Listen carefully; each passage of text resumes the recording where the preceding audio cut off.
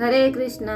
मैं राधिका प्राण वल्लभ देवी दासी सभी का स्वागत करती हूँ मैं अपने ब्लॉग में। हरे कृष्णा। ओम अज्ञानम तिमिरांधस् ज्ञानंजनम शलाकया चक्षुरुन्मीलितं येन तस्मै श्री गुरुवे नमः।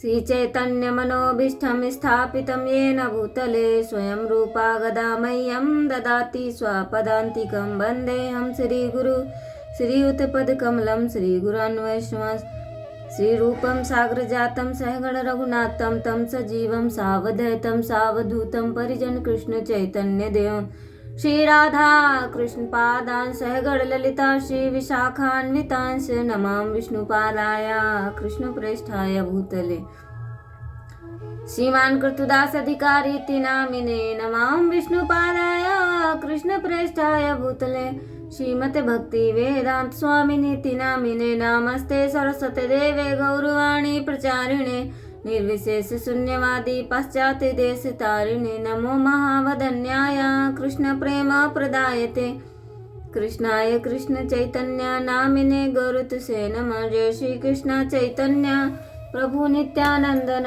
श्री अद्वैत गदाधर। हरे कृष्णा। सभी का स्वागत है। तो श्रीमद् भागवतम के चौथे 11वें स्कंद का चौथा अध्याय है। भगवान के अवतारों का वर्णन। राजा निमि ने पूछा, योगेश्वरों, भगवान स्वतंत्रता से अपने भक्तों की भक्ति के वश होकर अनेकों प्रकार के अवतार ग्रहण करते हैं और अनेक लीलाएं करते हैं। आप लोग कृपा करके भगवान की उन लीलाओं का वर्णन कीजिए जो वे अब कर चुके हैं, कर रहे हैं और करेंगे। तो राजा निमि पूछ रहे हैं योगीश्वरों से कि भगवान के अवतारों का वर्णन कीजिए और जो अवतार कर चुके हैं या करेंगे या भी कर रहे हैं। तो अब 7वें योगीश्वर द्रुमिल जी ने कहा, राजन, भगवान अनंत हैं, उनके गुण भी अनंत हैं। तो यह सोचता है कि वो भगवान के गुणों को गिन लेगा, वो मूर्ख है, वो बालक है। तो यह संभव है कि कोई किसी प्रकार पृथ्वी के धूलि कणों को गिन ले, परंतु समस्त शक्तियों के आश्रय भगवान के अनंत गुणों का कोई भी किसी प्रकार पार नहीं पा सकता। भगवान ने ही पृथ्वी, जल, अग्नि, वायु, आकाश, इन 5 भूतों की अपने आप में सृष्टि की है। तो भगवान की जो लीलाएं सोचते हैं वो गिन लेंगे, वो मूर्ख हैं और बालक हैं। जब वे इनके द्वारा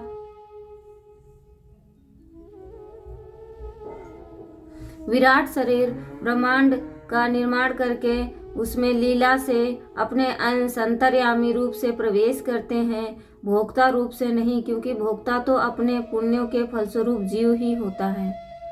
तो जो भोक्ता है वो जीव है, अपने पुण्य के फलस्वरूप ही भोगता है। तब वे उन आदिदेव नारायण को पुरुष नाम से कहते हैं। यही उनका पहला अवतार है। भगवान का जो पहला अवतार है वो नारायण का अवतार है। उन्हीं के इस विराट ब्रह्मांड शरीर में तीनों लोक स्थित हैं। भगवान जो नारायण है उनके शरीर में 3 विराट स्थित हैं। और उनको क्या कहते हैं? विराट पुरुष के नाम से, तो उनको नारायण कहते हैं। उन्हीं की इंद्रियों से समस्त देहधारियों की ज्ञान इंद्रियां और कर्मेंद्रियां बनी हैं। उनके स्वरूप से ही स्वतः सिद्ध संसार ज्ञान का संचार होता है। उनके श्वास प्रश्वास से सब शरीरों में बल आता है। जब भगवान श्वास लेते हैं, प्रश्वास लेते हैं, तब सभी के शरीरों में क्या आता है? बल आता है। तथा इंद्रियों में ओज, इंद्रियों की शक्ति और कर्म करने की शक्ति प्रदान होती है। उन्हीं के सत्व आदि गुणों से संसार की स्थिति, उत्पत्ति और प्रलय होते हैं। इस विराट शरीर के जो शरीरी हैं वे ही आदिकर्ता नारायण हैं। जो शरीरी अर्थात आत्मा पहल जगत की उत्पत्ति के लिए उनके रजोगुण के अंश से ब्रह्मा हुए। नारायण के शरीर से उनके रजोगुण के अंश से ब्रह्मा हुए। फिर वे आदि पुरुष ही संसार की स्थिति के लिए अपने सत्वांश से धर्म तथा ब्राह्मणों के रक्षक यज्ञपति विष्णु बन गए। फिर वे ही तमोगुण के अंश से जगत के संहार के लिए रुद्र बने। इस प्रकार निरंतर उन्हीं से परिवर्तनशील प्रजापति के उत्पत्ति, स्थिति और संहार होते रहते हैं। दक्ष प्रजापति की एक कन्या का नाम मूर्ति वह धर्म की पत्नी थी। उन्हीं के गर्भ से भगवान ने ऋषि श्रेष्ठ संतात्मा नर और नारायण के रूप में अवतार लिया। भगवान के जो एक दक्ष प्रजापति थे तो उनकी कन्या का नाम मूर्ति था और उन्हीं कन्या के गर्भ से भगवान नर और नारायण ने जन्म लिया, अवतार लिया। जन्म नहीं, अवतार लिया। उन्होंने आत्म तत्व का साक्षात कराने वाले उस भगवत धरा धनरूप धर्म कर्म का उपदेश किया, जो वास्तव में कर्म बंधन से छुड़ाने वाला और नैष्य कर्म स्थिति को प्राप्त करने वाला है। उन्होंने स्वयं भी वैसे ही कर्म का अनुष्ठान किया। बड़े बड़े ऋषि मुनि उनके चरण कमलों की सेवा करते रहते हैं। वे आज भी बद्रिकाश्रम में उसी कर्म का आचरण करते हुए विराजमान हैं। वे अपनी घोर तपस्या के द्वारा मेरा धाम छीनना चाहते हैं। इंद्र ने ऐसी आशंका करके स्त्री वसंत आदि दल बल के साथ कामदेव को उनके तपस्या में विघ्न डालने के लिए भेजा। इंद्र ने जो भगवान के जो अंश थे नर और नारायण, वो बद्रिक आश्रम में तप कर रहे थे, तो इंद्र को ये लगता है कि उनका राज्य छीन लेंगे। तो इंद्र क्या करते हैं, वो अपने कामदेव को भेजते हैं सभी दल और बल के साथ में। उनकी आशंका थी, उनकी तपस्या में विघ्न डालने के लिए भेजा। कामदेव को भगवान की महिमा का ज्ञान नहीं था। कामदेव जो है उनको भगवान की महिमा का तो ज्ञान ही नहीं था। इसलिए वह अप्सरागण वसंत तथा मंद मुग्ध सुगंध वायु के साथ बद्रिक आश्रम में जाकर स्त्रियों के कटाक्ष बाणों से उन्हें घायल करने की चेष्टा करने लगा। आदिदेव नर नारायण ने यह जानकर कि यह इंद्र का कुचक्र है, भय से कांपते हुए काम आदि को से हंसकर कहा। उस समय उनके मन में किसी प्रकार का अभिमान या आश्चर्य नहीं था। कामदेव के मलय पर्वत, मलय मारुत और देवांगनाओं, तुम लोग डरो मत, हमारा आतिथ्य स्वीकार करो। जो नर नारायण है वो कहते हैं कि आप लोग डरो मत, हमारा आतिथ्य स्वीकार करो, अभी यही ठहरो, हमारा आश्रम सूना मत करो। राजन, जब नर नारायण ऋषि उन्हें अभय दान देते हुए इस प्रकार कहा, तब कामदेव आदि के सिर लज्जा से झुक गए।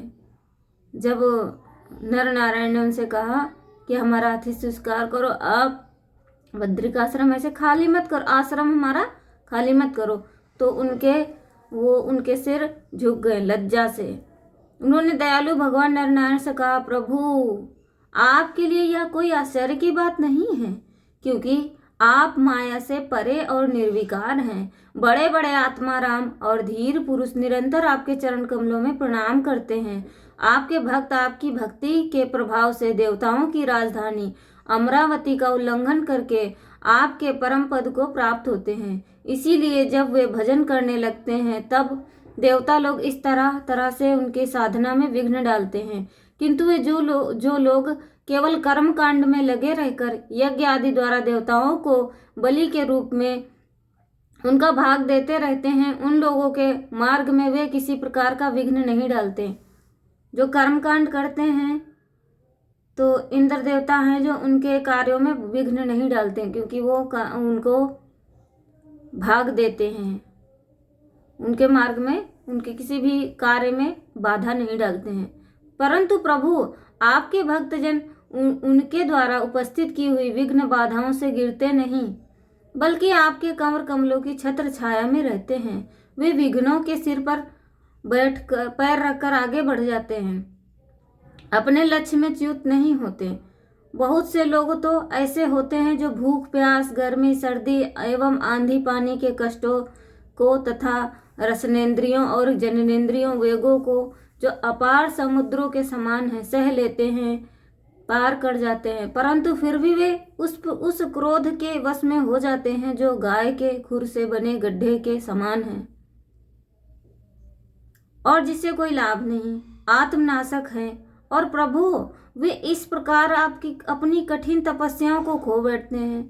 बस सारा चीज़ है जो क्रोध है। ये यहाँ पे कामदेव भगवान से कह रहे हैं, नर नारायण से, कि वो इतनी परिस्थितियाँ, सारी परिस्थितियों का सामना कर जाते हैं, लेकिन उनके जो क्रोध होता है ना, क्रोध के आवेग से, जो कि गाय के खुर के जो गड्ढा होता है उसके समान है, वे उससे विचलित हो जाते हैं और अपना सारा धैर्य जो भी तप इकट्ठा करते हैं वो खो बैठते हैं। जब वे कामदेव, वसंत आदि देवताओं ने इस प्रकार स्तुति की, तब सर्वशक्ति भगवान ने अपने योग बल से उनके सामने बहुत सी ऐसी रमणियां प्रकट करके दिखलाई जो अद्भुत रूप से लावण्य से संपन्न और विचित्र वस्त्र अलंकारों से सुसज्जित थी तथा भगवान की सेवा कर रही थी। जब देवराज इंद्र के अनुचरों ने उन लक्ष्मी जी के समान रूपवती स्त्रियों को देखा, तब उनके महान सौंदर्य के सामने उनका चेहरा फीका पड़ गया। वे श्रीहीन होकर उनके शरीर से निकलने वाली दिव्य सुगंध से मोहित हो गए। अब उनका सिर झुक गया। देवेश भगवान नारायण हंसते हुए से उनसे बोले, तुम लोग इनमें से किसी एक स्त्री को जो तुम्हारे अनुरूप को ग्रहण कर लो, वह तुम्हारे स्वर्गलोक की शोभा बढ़ाने वाली होगी। देवराज इंद्र के अनुचरों ने जो आज्ञा कहकर भगवान के आदेशों को स्वीकार किया तथा उन्होंने नमस्कार किया। फिर उनके द्वारा बनाई हुई स्त्रियों में श्रेष्ठ अप्सरा उर्वशी को आगे करके वे स्वर्गलोक में गए। वहां पहुंचकर उन्होंने इंद्र को नमस्कार किया तथा भरी सभा में देवताओं के सामने भगवान नर नारायण के बल उनके